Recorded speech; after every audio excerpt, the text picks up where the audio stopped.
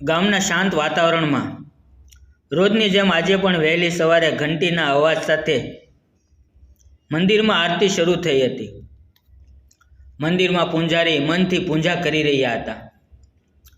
ઢોલકની થાપ અને ઘંટીના ધ્વનિ વચ્ચે તેમનું મન ભક્તિમાં લીન હતું, પણ હૃદય કોઈ શૂન્યતાથી ભરેલું હતું.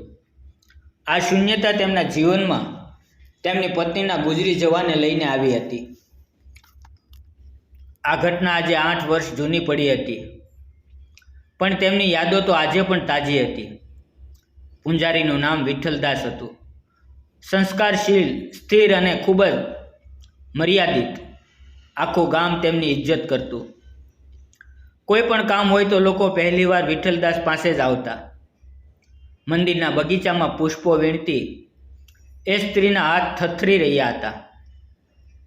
એ સ્ત્રી હતી સોનમ, ગામની ખૂબ જ સુંદર અને નમ્ર સ્ત્રી.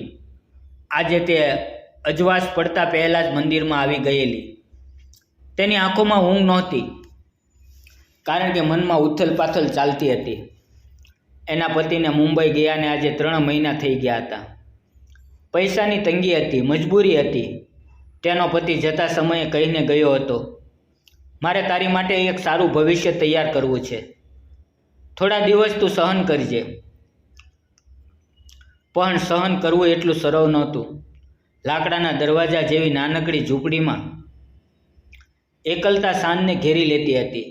સાંજ પડતા અંધારું બહારથી અંદર ઘેરાતું હતું. દીવો બળતો, પણ તેમાં પ્રકાશ નહોતો.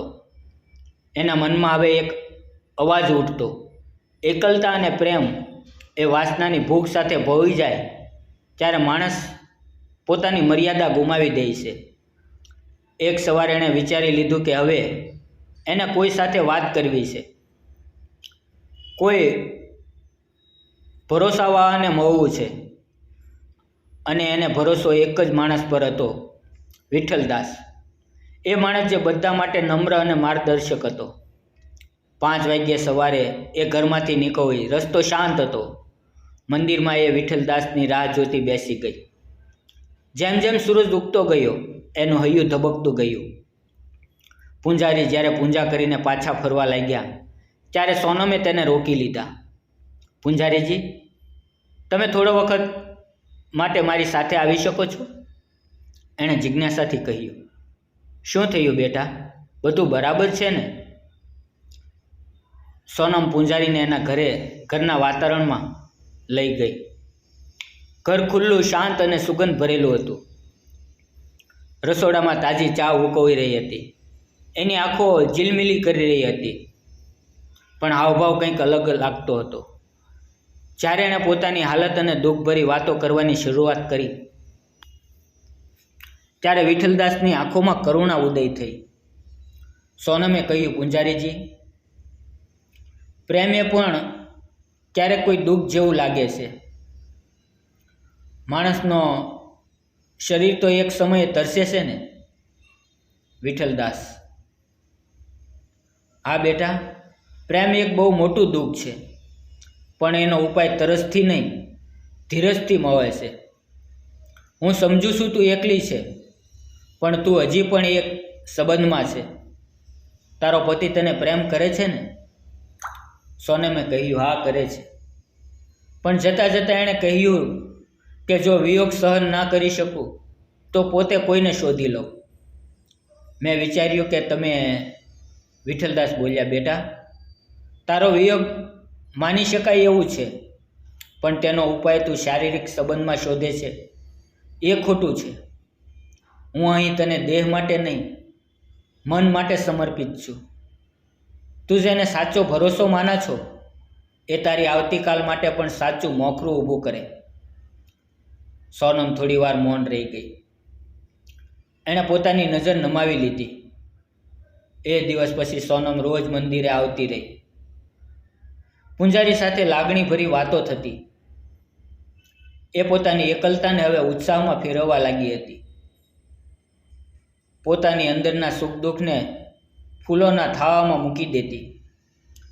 મંદિરમાં અહીંયા તહીંયા બાળકીઓ ભણવામાં પણ મદદ કરવા લાગી. ગામની સ્ત્રીઓ હવે એની વાહ વાહ બોલાવા લાગી હતી. એ દિવસ એના જીવનનો વાંક બન્યો. એક ક્ષણે એને સમજાયું કે એકલતાને દેહથી નહીં, પ્રેમ અને યાદોથી હલકું કરાય છે. એને તેની ભૂલ સમજાય. થોડા દિવસ પછી પતિના પરત ફરવાના સમાચાર આવ્યા. સોનમ હવે ભોઈ ગયેલી સ્ત્રી હતી. મંદિરની સેવા કરતી, બાળકોને ભણાવતી અને તેને આખા ગામમાં લાગણીથી સ્વીકારવામાં આવેલી હતી. જ્યારે એનો પતિ પાછો આવ્યો, એણે કહ્યું, સોનમ, તું તો ભવિષ્ય બનાવી રહી હતી, પણ તું પોતે જ ભવિષ્ય બની ગઈ છે. તારું ગૌરવ હું આજે ગમે ત્યાં લઈ જઈ શકું. સોનમ અખંડ રીતે હસીને બોલી, આ બધું મને પૂંજાજી પાસેથી મળ્યું. એમણે મને એકાંતના રસ્તે નહીં, શાંતિના રસ્તે ચલાવી. મિત્રો, શારીરિક પ્રેમને ધીરજ અને લાગણીથી પાર કરી શકાય છે. દરેક સ્ત્રીમાં એ શક્તિ છે કે એકાંતને પણ પોતાની શક્તિમાં ફેરવી શકે. જો સાથે સાચો માર્ગદર્શક મળે તો જીવન એક નવો માર્ગ પકડી શકે છે. તો મિત્રો, આ નાની એવી વાર્તા તમને કેવી લાગી તે જરૂર જણાવજો. ફરી મળશું આવતીકાલે. ત્યાં સુધી આવજો. ધન્યવાદ મિત્રો.